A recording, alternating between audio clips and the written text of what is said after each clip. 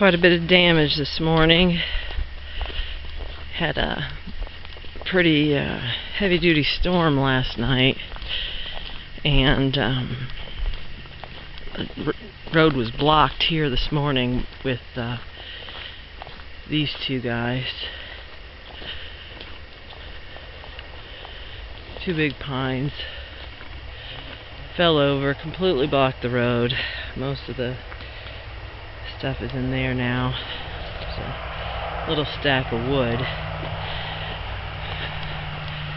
Got this little guy, I can get him out of the way, no problem. Deer flies are out. And I didn't bring my deer fly killer.